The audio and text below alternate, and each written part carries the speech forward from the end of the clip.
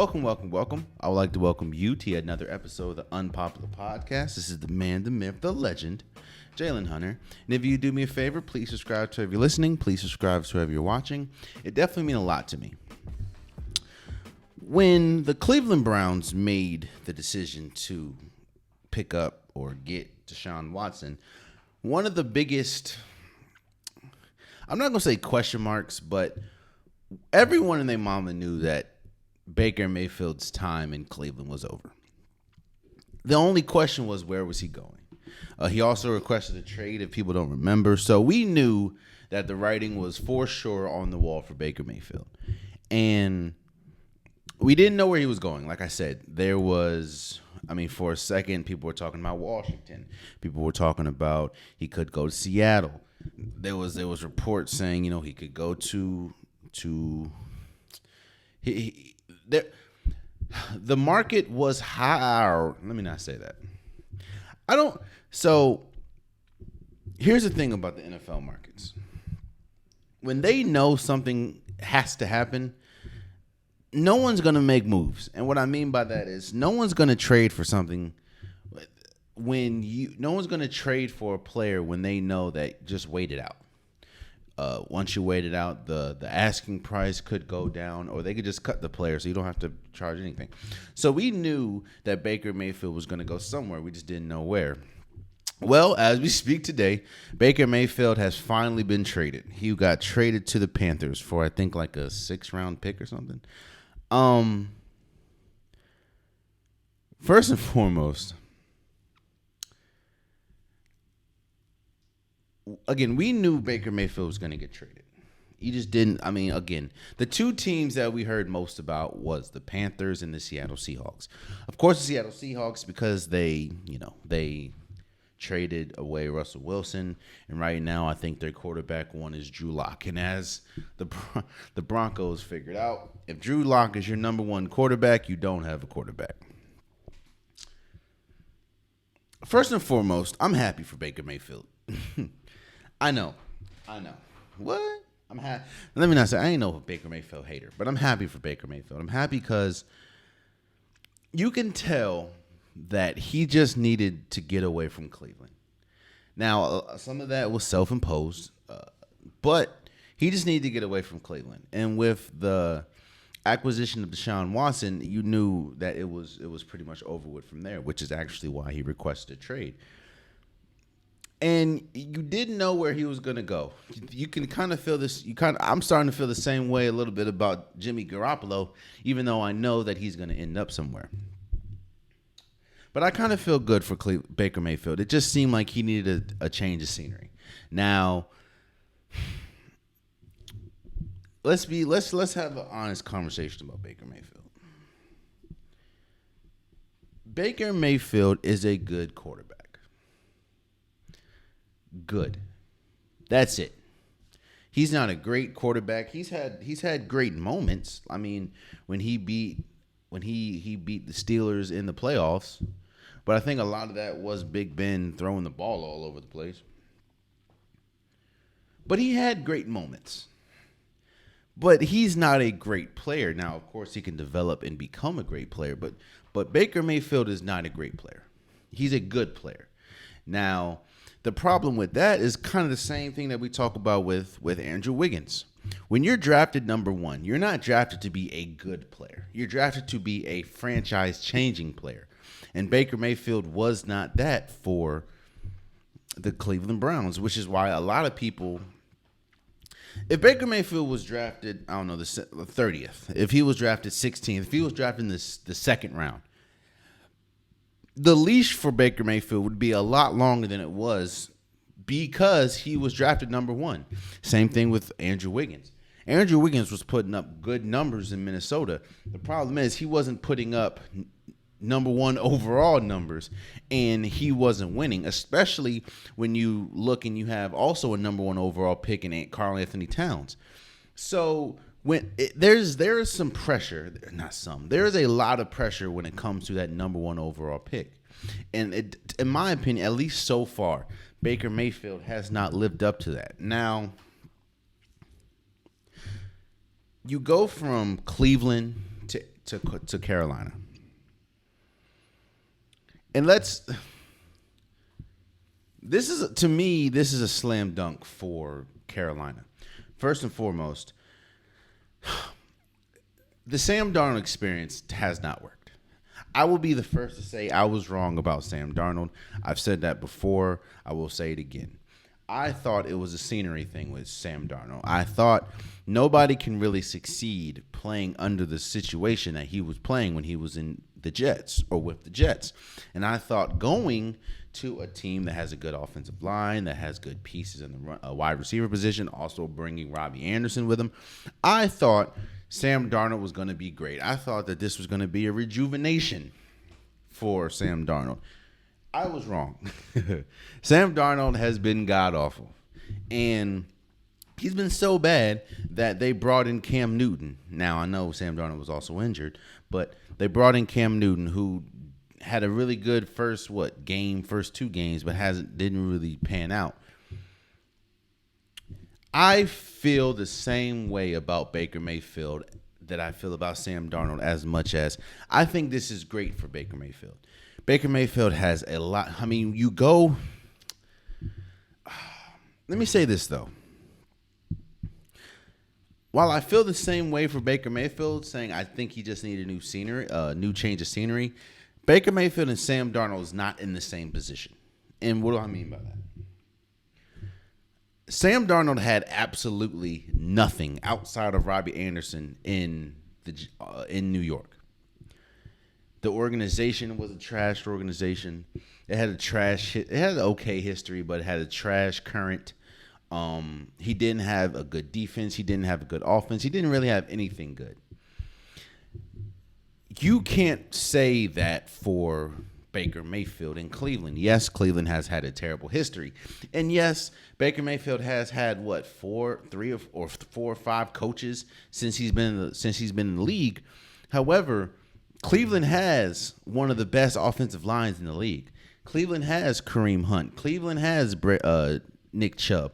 Cleveland has Peoples-Jones. He had Odell Beckham Jr. He had Jarvis Landry. He had pieces. Njoku. I think the lack of success in Cleveland was more on Baker Mayfield than the lack of success that Sam Darnold had. Let me say this. Sam Darnold was bad. He's been bad all around. But I do think that when the lack of success that he didn't see in New York was a lot due to the organization. I think for Baker Mayfield, outside of the coaches, I mean, Kevin Stefanski won Coach of the Year. So I do think that a lot of that was Baker Mayfield. Now, with all that being said, I do think it was good for the Panthers to get Baker Mayfield. I think that, again, you have a good offensive line, a very improved offensive line. We're going to see what happens with Christian McCaffrey. If Christian McCaffrey can stay on the field and stay healthy, he's a dynamic. He's arguably the best running back in the league when he's healthy.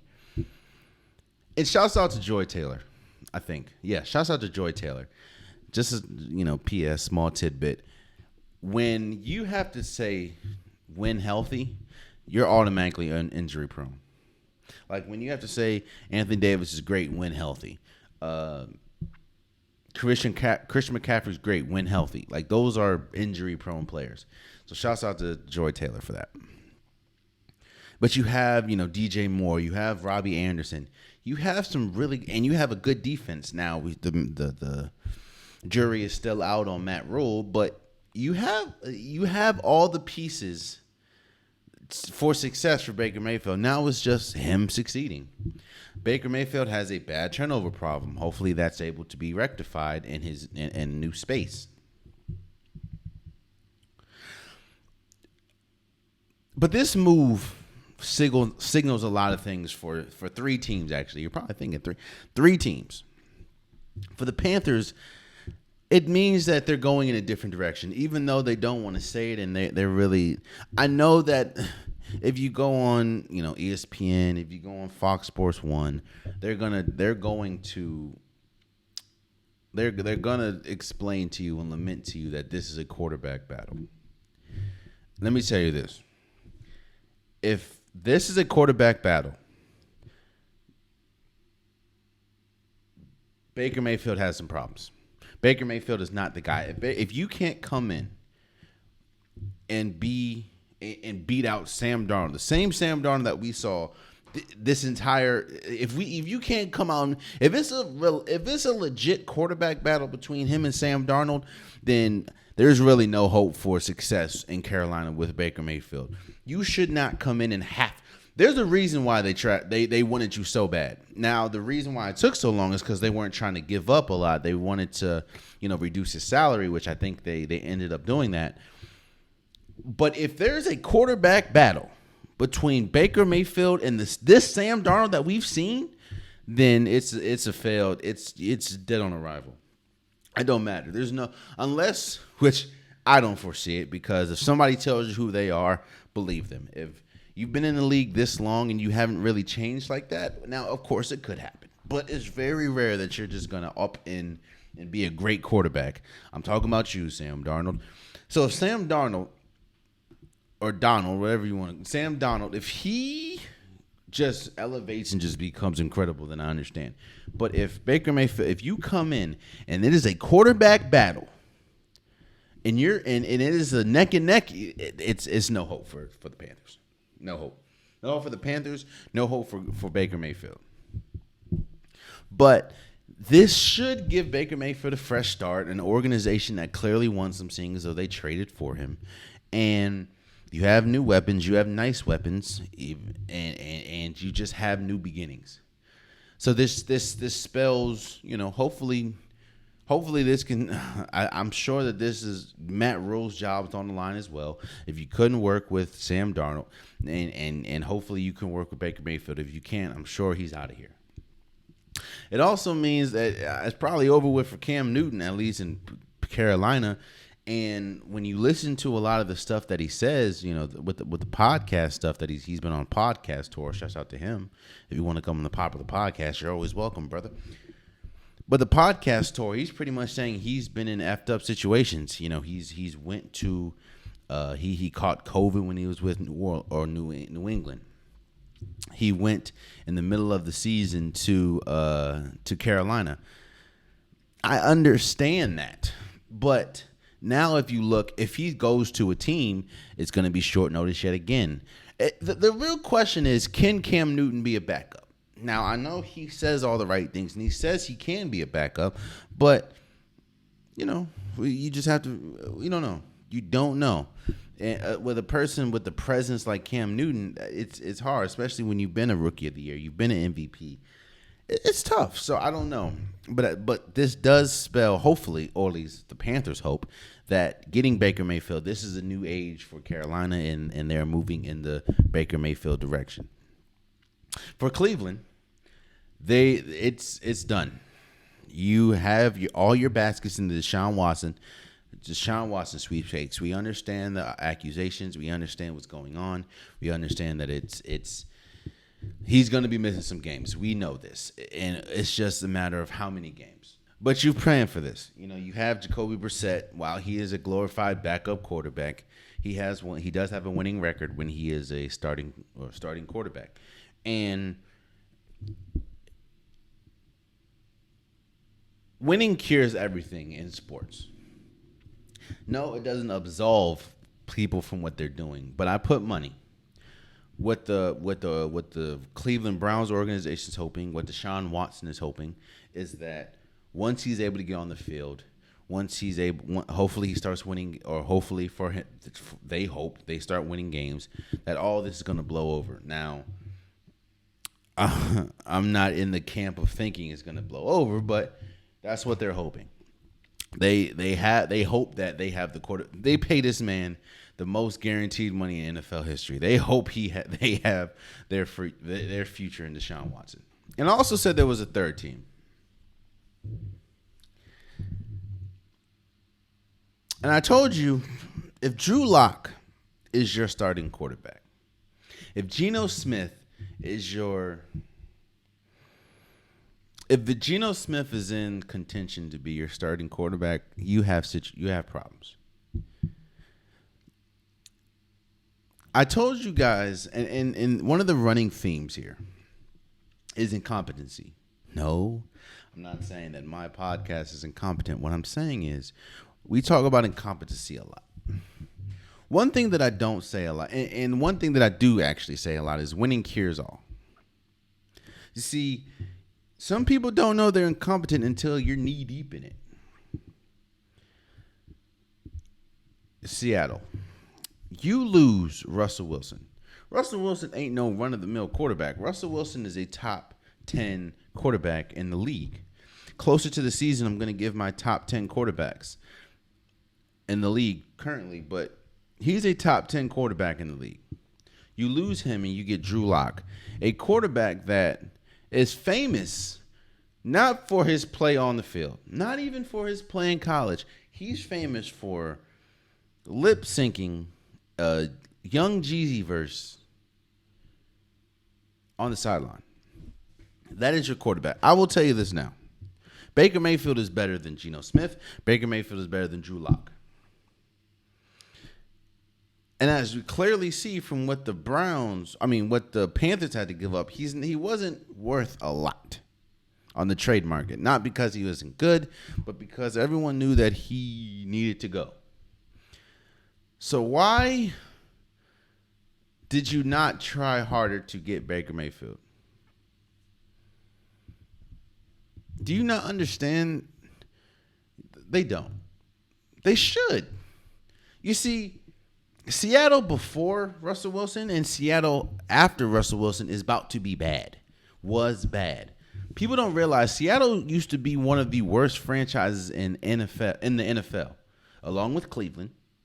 Hell, along with Carolina before. Well, Carolina's also always been okay.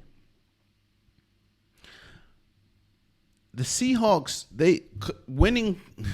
Not only does winning cure all, winning puts blinders on. The success that they had with Russell Wilson allowed them to forget what it looks like not having a competent quarterback. Well, they're going to figure out. They're going to find out quickly. They're going to remember quickly. So, shouts out to Baker Mayfield. Shouts out to the Panthers. Shouts out to Cleveland. Shouts out to Seattle. Baker Mayfield is now a Carolina Panther. And honestly, I think that if this doesn't work, we'll have a conversation about what's next for Baker. So, but I hope that it does work. I don't want to see anybody's downfall. I hope that it does work. So, moving forward,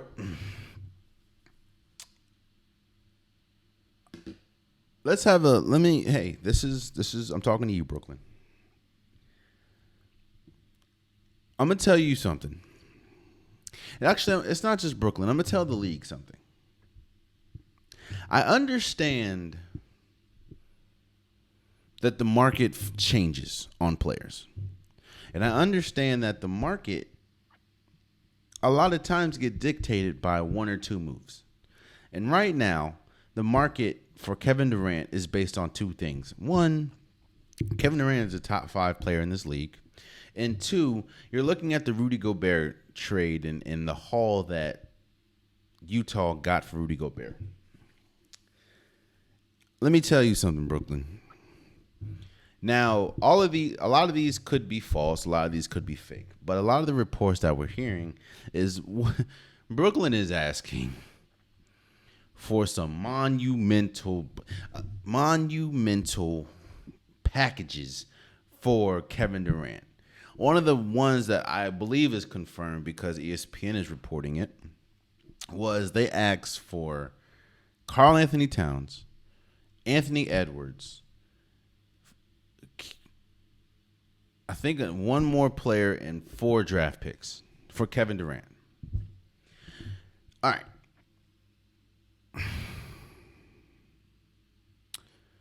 First and foremost, let's not get it twisted. Kevin Durant is still Kevin Durant. Kevin Durant is still, like I said, a top 5 player in this league. In a lot of people's eyes, he's the best player in the league currently. And I also understand that if you trade for Kevin Durant right now, you should know what you're getting. Hopefully, you're getting 4 years of Kevin Durant, which, you know, is a lot. I also understand that Kevin Durant did come out and say that, you know, his top 2 destinations was Phoenix and Miami, which kind of make it complicated for anybody else. Like, all right, well, if are we going to trade for a player that's already come out and said that he wants to go to certain teams and we aren't on that list? I get that. But you have to understand,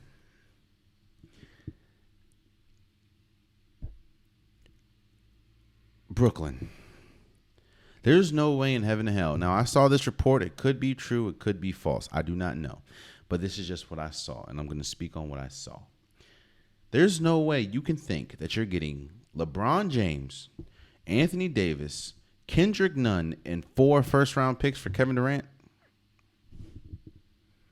So it's going to be Kevin Durant and Russell Westbrook? You know what I think's happening, honestly? I think Brooklyn does not want to trade him. I know Brooklyn doesn't want to trade him. We know this. This is Kevin Durant. You don't, in one offseason, you don't want to lose Kevin Durant and Kyrie Irving, especially after getting them just 3 years prior, or 3 years prior. But to me, this is a clear-cut sign that they're trying everything in their power not to trade him. Because we know how great Kevin Durant is. We also understand the trade that Minnesota and Utah did for Rudy Gobert. Or Gobert, whatever you want to call him. But this is a good tactic. I know what this tactic is. I know you're asking for a lot to get Kevin Durant, but I also understand that I believe Brooklyn understands what they're asking for, and I believe Brooklyn also understands that a lot of times teams are going to say no. There's no way you think that you're getting the team's 2 top players plus another player plus 4 picks. Again, Kevin Durant may be worth that, but teams aren't going to do that for 4 years of Kevin Durant. So Brooklyn can go to Kevin Durant and be like, yo, Kevin, we tried. We went to every team. We asked them. Every team said no. Every team said they're not interested, which then kind of forces Kevin Durant's hand to be like, all right, am I either going to A, stay with this team, or am I going to B, hold out? I think that they're trying to play the PR game because we understand what it looks like if Kevin Durant holds out, especially, you know, the title that a lot of people have given him since moving from OKC to Golden State. So they're playing the PR game, in my opinion. They know there's no way in heaven or hell the Minnesota Timberwolves, especially Minnesota Timberwolves that just gave up or just traded for Rudy Gobert, there's no way they're going to give up Anthony Edwards, their young top pick in 2 years ago draft, Karl Anthony Towns, who they just gave an extension to, and 4 draft picks. There's no way that they're going to just shell out their future for one player. Yes, I think Kevin Durant is worth a huge haul. Do not get me wrong. Kevin Durant is Kevin Durant. But I think they're playing the game where they know they're asking for a lot. Which then it's to me is tainting the market for Kevin Durant. Not saying that his talent is not worth it, but now teams are going to get salty that you're asking for such an enormous package for this one player. So now it's going to taint the market. Now that backfires for both. It backfires for Kevin Durant because now it's like, damn, you're kind of ruining my trade value. Not saying his play is doing that, but just the sheer amount that they're asking for. Also, they understand, Brooklyn knows, all right, so hopefully we don't have to trade him. At the end of the day, Brooklyn does not want to trade this. They do not want to trade Kevin Durant. We know this. So Brooklyn knows what they're doing. I know what you're doing, Brooklyn. We're not going to stay on there for long, but I know what you're doing. I understand it, but I know what you're doing. Come on now. Also, Damian Lillard signed a 2-year max extension with Portland. I mean, there's a I understand being loyal, I guess. And I will say this. If I'm going to give it 2 years, which I think I'm going to give it 2 years. If Portland, because Portland's made some okay moves this offseason. If Portland does not even look like a team that resembles any shot of doing anything in the playoffs, I think Damian Lillard's loyalty meter is going to run out. But shouts out to Damian Lillard for signing the extension. Definitely well worth it. Definitely, in my opinion, the second when healthy, the second best. Damn, I said when healthy with Damian Lillard. Does that mean he's injury prone? The second best point guard in the league when healthy. So shouts out to you, Dame. And also, the big news that we heard was James Harden taking a $15 million pay cut. I never thought I would see the day where I told somebody that took $15 million less dollars, it was a smart move. This was a brilliant move for James Harden. One, both for the team of Philly, or for the Philly team, and for him.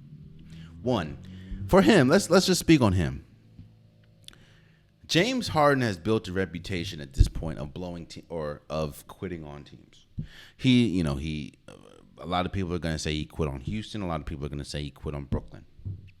So he also has built up a reputation of not showing up in the playoffs. That happened in the NBA Finals when he was with OKC. He was not good in the NBA Finals. That happened in Houston on several occasions. That happened in Brooklyn.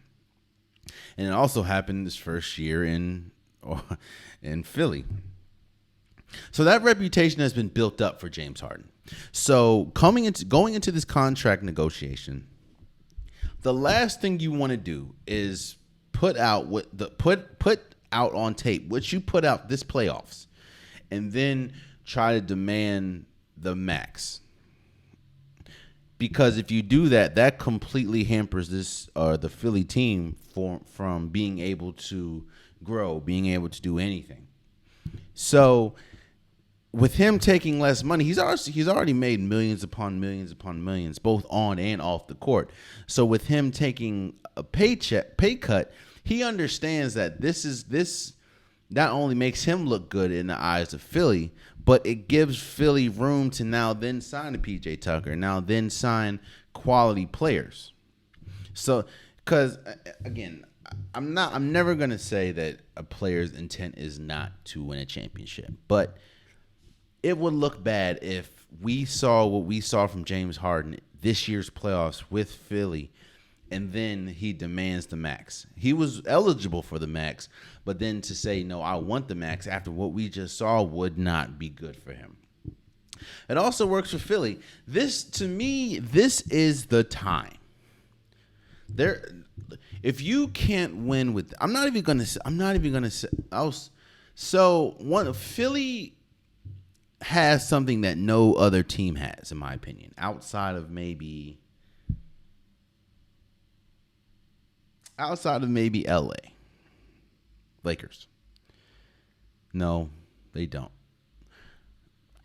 Philly has something that nobody has. And that, when James Harden is right, that is a top 5 guard and a top 5 center. I can't think of another team that has that. And it's not just a top 5. You have a former MVP in James Harden and a perennial MVP runner-up, an MVP candidate in Joel Embiid. You also have Tyrese Maxey, who has emerged as a really solid player. He kind of emerged. He's kind of playing the role that Jordan Poole plays for Golden State is kind of the same role that Tyrese Maxey plays for Philly. This is the time. They know that they know that this is the time. Because it feels like that, like, if not now, then when? That's the question. If not now, then when? Because Joel Embiid's not. People forget Joel Embiid has had a history of injury. Joel Embiid's not getting any younger. He's not getting any healthier. you have James Harden. We don't know how long that's gonna. We this is now or never. In my opinion, it's now or never. It's like if you don't win now with James Harden, with Joel Embiid, with acquiring PJ Tucker, Daniel House, DeAnthony Melton, what's gonna you have Tyrese Maxey, you have Tobias Harris. Like when is it gonna happen? So with James Harden taking less money, now you can get a PJ Tucker, you can get a DeAnthony Melton, and you can still make moves. So kind of how we talk about. I said that the whole Brooklyn experience, not just because of James Harden, but he does play a part in that story. I think that Brooklyn was one of the biggest disappointments in league history. I think that this Philadelphia team will be up there if they don't win a championship, let alone they've already won. Let alone make it to a championship. And I understand it's not going to be easy because you still have Milwaukee. You're going to see what happens with Toronto. Got to see what happens with Brooklyn if they do end up trading KD. I understand that. Boston just made it to the finals. So I understand it's not going to be easy. But again, you have something that none of those teams have. You have a top 5 when healthy, and when he's at his best. You have a top 5 guard in James Harden. You also have a top 5 center, and a lot of people say is the best center in the league in Joel Embiid. If that's something that Brooklyn can't say, that's something that Boston can't say, that's something that Toronto can't say, Milwaukee, even though Milwaukee does have Giannis, but that's something that none of those teams can say. So if you do not at least make it to the NBA Finals, and even if, think about that. What happens if they make it to the NBA Finals? I can see that would be a tough matchup if you go up against the Golden State. Golden State is still small. That's a tough matchup. That'll be a tough matchup going against a Clippers team. That's a tough matchup going against any team. So I'm not saying you have to win a championship, but you have to at least get to one. James Harden has only been to one NBA Finals and been to 3, 4 Western Conference Finals. Joel Embiid, still early in his career, has never been to NBA Finals. Has never been to Western Conference Finals or Eastern Conference Finals. I'm sorry. Their best chance was against when they played Philly, and played Atlanta, and we know what happened there. So this is a smart move for James. This is a great move, a slam dunk move for Philly, and hopefully it needs to matriculate into at least NBA Finals appearance. So let's move forward. So there have been some really good free agency moves, and there have been some really head-scratching free agency moves, in my opinion. So what I want to do today, now I understand NBA free agency is not over with. I understand that we still need to know what happens with Kyrie Irving. We still need, even though he's not a free agent, we still need to know what happens with Kyrie. We still need to know what happens with Kevin Durant. Still need Russell Westbrook. There's still players that we know are going to be on the move or have been rumored to be on the move, and once those happens, we'll talk about it. But what I want to do is I'm going to give my 5 best free agency moves that I've seen so far and the 5 worst that I've seen so far. Let's start with the best. Let's start with number 5. Philly getting PJ Tucker. Now, if you were to look just the age, I would have been like, yo, this move sucks. PJ Tucker, I think, signed a 3-year deal. PJ Tucker signed a 3-year, $33 million deal, and he's 37. Meaning by the end of this contract, he'll be 40 years old. Now, I understand that Philly struggled defensively, especially on the perimeter last year. And, of course, that's something that PJ Tucker can definitely rectify.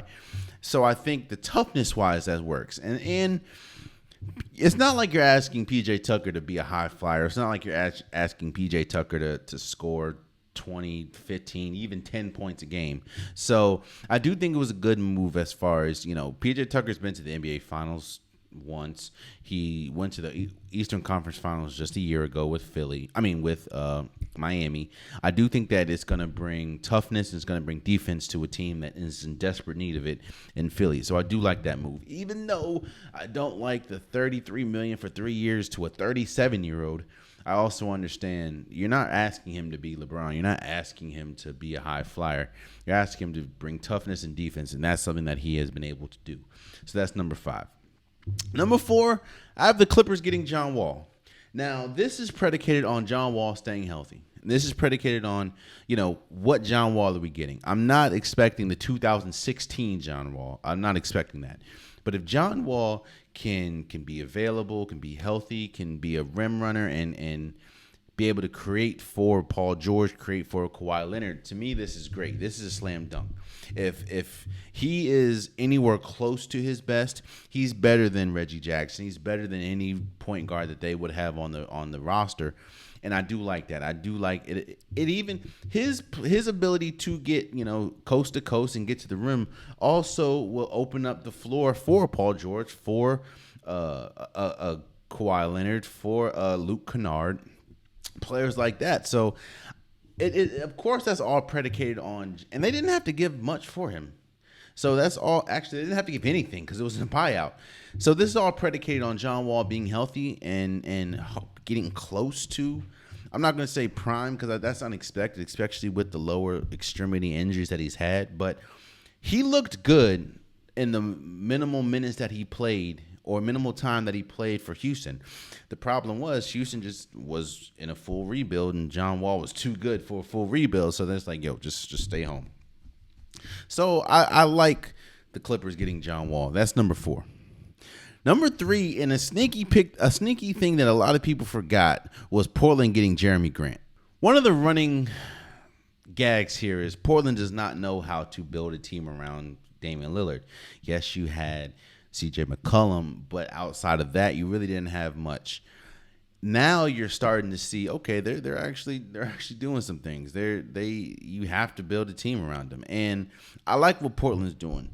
Getting Jeremy Grant, who is a really good player. A lot of people don't watch Jeremy Grant like that because he was just in Detroit, but Jeremy Grant is an incredible player.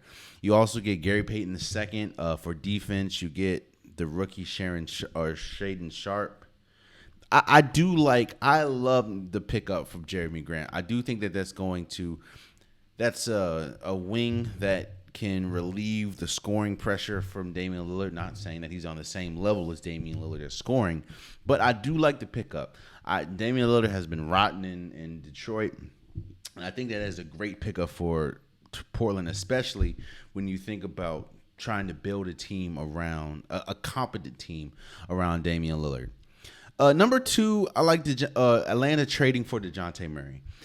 Now, I will say one of the biggest reasons why this is not number 1, and actually, even though it is number 2, I was a little hesitant in putting it on the list, is because I still don't know how DeJounte Murray and Trae Young are going to play together.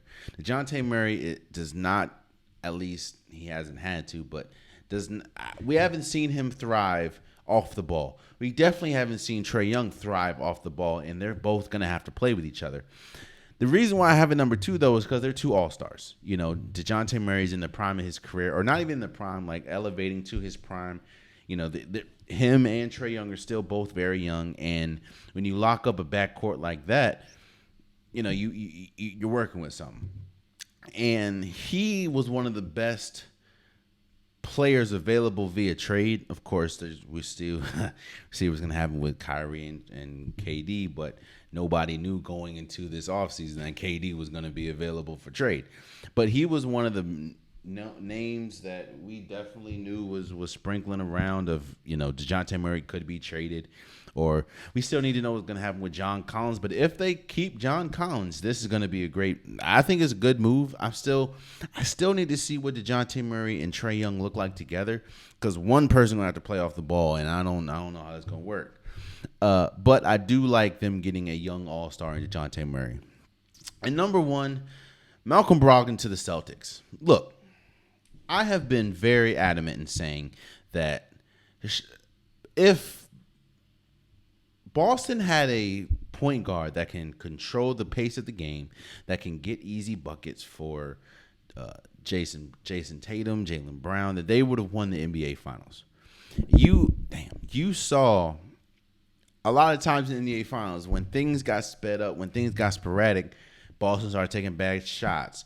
Marcus Smart he's not a shot creator for other people. He's a shot creator for himself, but not for other people. If Malcolm Brogdon can stay healthy, because that is now a label that he has developed. If Malcolm Brogdon can stay healthy, I think that the Celtics should be the clear-cut favorite to at least make it to the NBA Finals again. We need to see a development with Jaylen Brown as far as his decision-making. I don't know how many times. I tweeted about this jokingly, but, how many times does a player have to try to split or try to spin out of a double team and get it stolen for them to think to themselves, maybe I shouldn't be doing this? I don't know. But I think that, the presence of Malcolm Brogdon will create easy shots for Jaylen Brown, easier shots for Jason Tatum. I'm not saying that they still won't dominate the ball, but in times of crisis, you need a Chris Paul, you need a Malcolm Brogdon to slow everything down and get easy buckets for everybody else. So I think that was a slam dunk. And if he's able to stay healthy, I have bought the Boston Celtics making it to the NBA Finals again, if everything stays the way it stays. So those are my 5 best free agency moves. Again, I didn't want to talk about the re-signees because that can dominate the list. And when I say re-signs, I mean like Zach LaVine getting the max extension, Nikola Jokic signing the biggest contract in NBA history, Bradley Beal, $251 million, I think. Like I didn't want to talk about that. I want to talk about some of the transactions.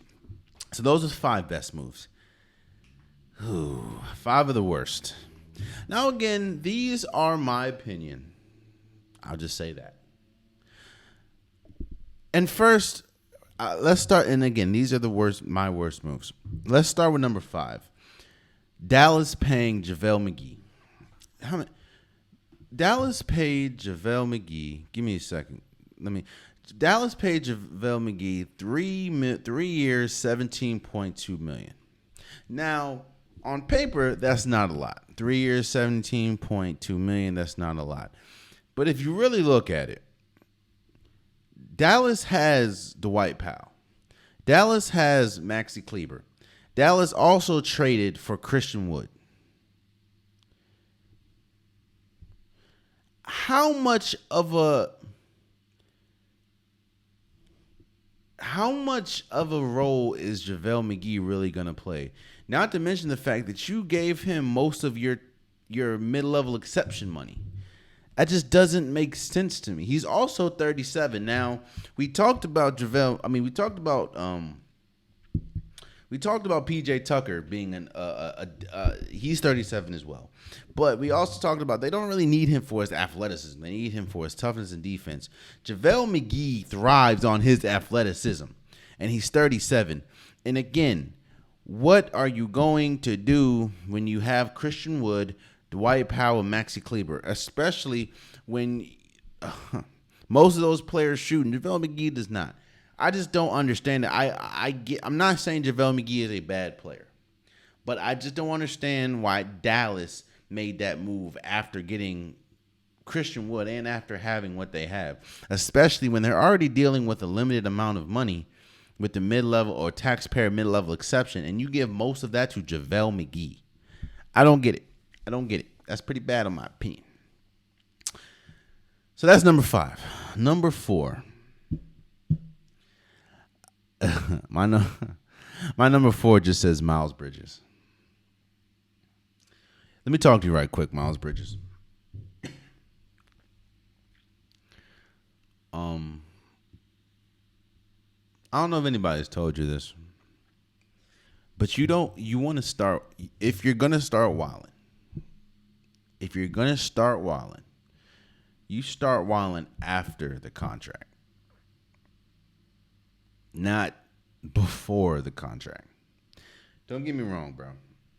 The allegations that we saw, or the allegations that he has tied to him with his wife, in the domestic violence, that is, if that turns out to be true, that is terrible. That is sick. I'm never advocating anybody to participate in domestic violence. That is not me. I don't agree with that in the slightest. But let's just map out the off season that Miles Bridges has had. Miles Bridges, who over top of all this is hoping to get a max contract this year. Miles Bridges has been seen on video looking like that he has a lean type substance in a cup, which for people that don't know is against the law. It's also even worse when you're an NBA player. That's one. And then, of course, the domestic violence stuff with his wife. I say Miles Bridges because he, in my opinion, has cost himself a boatload of money. Do I think that he's going to get paid by somebody? Yes. But he has cost himself an enormous amount of money. My G, if you're going to wild out, do it after the contract has been signed, bro. Not before. Also, if it is true, do not put your hands on women. Especially your wife, bro. But even, it doesn't matter. Don't put your hands on women, man. So, number 4 is Miles Bridges. Number 3 is Golden State losing Gary Payton II, Otto Porter Jr., and Juan Toscano Anderson. More so Gary Payton II and Otto Porter. We see how important both Gary Payton II and Otto Porter was for this team in the playoffs. I mean, Otto Porter hit some really big shots. I mean, every series, honestly. But he was, Otto Porter was huge for the Western Conference Finals going against Dallas. He also hit some really big shots, and he was one of the most clutch players for Golden State in the finals. And we know with Gary Payton II's defense, even though he did, fracture his arm or fracture his elbow against Memphis, how important he was coming back in the finals and playing defense against a Jaylen Brown, and sometimes even getting switched on, Marcus Smart getting switched on Jason Tatum. Losing that is huge because, yes, they did get Dante DiVincenzo, who's a good shooter. He's an athletic defender, but he also comes with the label if healthy because he hasn't been too healthy recently. I just think that's huge, man. I don't think that's going to derail Golden State, but those are 2 huge pieces. Huge 3, honestly, because Juan Toscano Anderson, he's also an athletic young player. Now, I also understand why you're okay with doing that. When you have Moses Moody, when you have Jonathan Kuminga, when you have James Wiseman, you're hoping that they're able to develop. And if they're able to develop, then you don't, if I don't know, Moody is able to develop into the defender, anywhere close to the defender that Gary Payton II is. And of course, we know Moody is a better offensive weapon than Gary Payton II. Then we understand. If Jonathan Kuminga can be a better Otto Porter, especially defensively, especially athletically, then you understand. That's what they're hoping for. And if it doesn't happen, these players, if Moody, James Wiseman, and Jonathan Kuminga don't develop, then you can just kiss Golden State's future goodbye. Because that's what they're banking on, which I understand. They're all top. They're all lottery picks. James Wiseman being a 2nd overall pick. So that's what you're hoping for. But in the immediate future, losing Gary Payton II, Otto Porter Jr., and Juan Toscano Anderson was big to me. Number 2, the Knicks and Mitchell Robinson contract. Now you probably thought I was gonna go with Jalen Brunson. No, the Knicks signing him to a 4-year, $60 million deal. Now,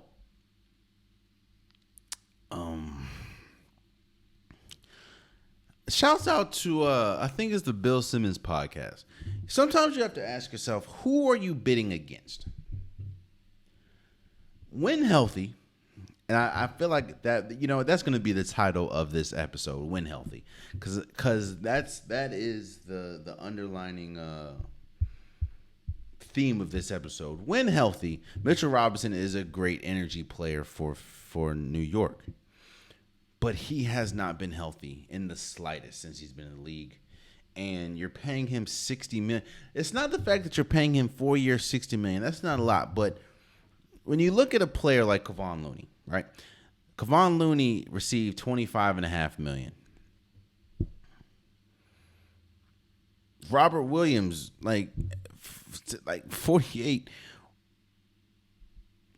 Who are you bidding against to think that Mitchell Robinson is worth $60 million? Mitchell Robinson, who hasn't really been on the floor like that. I just don't understand it. I'm never going to advocate someone not to get their money. Shout out to them. But I just don't know who you're bidding against. Like, it doesn't make sense. And number one, I did a whole episode about this last episode. Well, I did a majority of an episode about this last episode, so I'm not going to go into detail. But Minnesota trading for Rudy Gobert. I'm just going to make this short. You gave up such a huge haul for a player that is not good outside the paint. And he's not good anywhere offensively outside of catching lobs. But he's not good out the paint perimeter defense-wise. Now, I understand, his defensive player of the year status and everything. But he's not a good perimeter defender. He's not good at switches. He's terrible. He does not have an offensive package at all. And you trade that much. And you're also trading him on the same team that has Karl Anthony Towns that just signed a max extension, making him, I think, the highest annual salaried player in the league. And you're paying like $400 million for two bigs. Look, I'm not going to go into it again. If you want to go check out how I truly feel in depth, go watch last episode. But this isn't the Spurs. This isn't Tim Duncan and David Robinson. I know that's what they're going to try to sell us on. But no. So those have been my 5 worst free agency moves. Leave in the comments. Let me know what some of your best moves were. Let me know what some of the worst moves that you think are. I definitely love to hear from you. I'll talk to you guys about it. Moving forward, I wanted to say shouts out before I go to Sandra Douglass Morgan being the first black first black woman to be a team president of an NFL team, which is the Vegas Raiders. Now, we know the Vegas Raiders, they're famous for being advancing the culture, being an advocate for being different, being advocate for minorities. Now, we also know they have messed up some of the PR things with the whole I'm not going to talk about it. But the Raiders have been great in terms of advancing the culture, and I do want to shout her out, Sandra Douglass Morgan. I do like how a lot of African American women, well, they know that they're trailblazers in some of the things that they do like this. They don't want it to be, you're the first black woman, you're the first black this. They say you are, she is the team president. Like, that's incredible, and I do want to shout her out. Also, shouts out Sandra Douglass Morgan for becoming the first black woman president of an NFL team, which is the Vegas Raiders. And also, I want to shout out, this happened a while ago, but I completely didn't talk about it. I want to shout out to Mike Grier being the first black NHL manager for the San Diego Sharks, I think. Definitely well-deserved for Sandra and for Mike. Definitely well-deserved. And thank you for advancing the culture for African Americans. This is definitely a huge step, and hopefully it's the first step, not the only step. So shouts out to Sandra Douglass Morgan, and shouts out to Mike Grier. And I don't like doing this, but unfortunately I'm going to end on a... So we're at the unpopular topic of the day.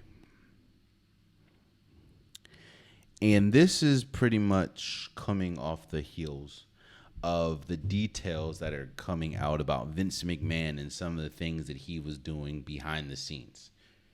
Vince McMahon, for people that don't know, is pretty much the owner, I think, and president of, or is the owner, was the president, I think, of the WWE organization. And we know, or we're hearing about a lot of the sexual allegations that he had with former staff members of the WWE. So my unpopular topic of the day is simple. I think if owners, whether it's an owner of an organization like WWE, whether it's the owner of a team like the Washington Commanders, I think if an owner has any off the field situations like this, talking about sexual allegations, talking about anything like this, they should have to. There shouldn't have to be a vote. They should have to sell whatever they own. Meaning Dan Snyder should have to sell the Washington Commanders. Vince McMahon has to sell the WWE. Now, I understand the argument. How are you going to tell someone that owns something that you have to sell something?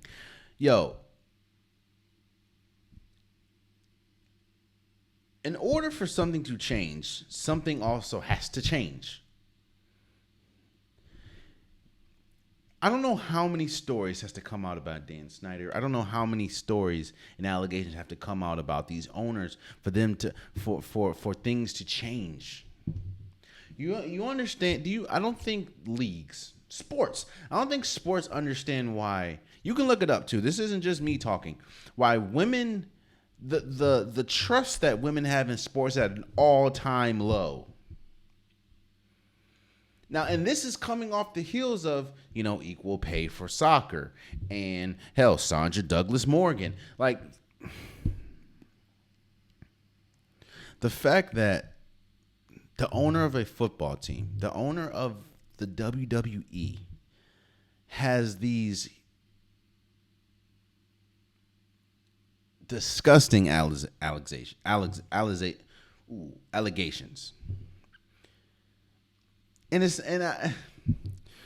Bro, there's emails. There's proof of this stuff. I'm not gonna elaborate on it, but I think that if an owner of a team if an owner of an organization, whatever, should be forced to sell a team if they have allegations like sex, or they have any type of sexual allegations like that. Because one, it's not a good look on the sport. It's not a good look on the organization. Like, think about that. Let's just look at the Dan Snyder situation, right? Every single time something happens good for the organization, for instance, they just signed Terry McLaurin to an extension. Of course, you hear a lot of congratulations to Terry McLaurin, but you also, the news also spreads to, well, then what about Dan Snyder? I'm not a big wrestling fan. I'm not gonna sit here and say that I am. I used to be big, Stone Cold, Undertaker, The Rock, Kane, Shawn Michaels, Triple H, and D-Generation X. I used to be huge in that, but I'm not a huge WWE fan now. But one thing that I do know is there's a reason why a lot of people are talking about the WWE right now, and it's not good. Not good at all. I mean, I did some research. Not just with the whole Vince McMahon thing, but they're having problems with the women cast that they have. Sasha Banks. So, bruh, if you're an owner and you have sexual assault, sexual misconduct allegations, if you have racist allegations, i.e. some things that happened with John Gruden, which is crazy how they got I understand he's a coach, but they got John Gruden out of here so fast for racist remarks, but for some reason they are the slowest of slow on their feet when it's coming about Dan Snyder. And again, I also understand that one is an owner and one is a coach, but my G, All I'm saying is this. If you're an owner of an organization, of a team, of an anything, and you have some sexual allegation come out about you, you should be forced to sell the team, sell the organization. And there you have it. That's been today's episode of the Unpopular Podcast. I appreciate you guys. If you want an Unpopular Podcast shirt, hoodie, sweater, long sleeve joggers, link is in the description below. Go get your Unpopular Podcast merch today. It looks good. I have multiple different colors, multiple different varieties. Whatever you want, I got you. Just click on the link and I got you. Also, please subscribe to whoever you're listening. Please subscribe to whoever you're watching. I'm trying to get the algorithms going, and I need you guys' help. Please share. Please comment. Please like. Even if you're on a DSPs, please rate. It means a lot. I'm trying to get more people to come and experience the Unpopular Podcast. If you enjoy the Unpopular Podcast, tell a friend to tell a friend to tell a friend. It definitely means a lot. And until next time, much love.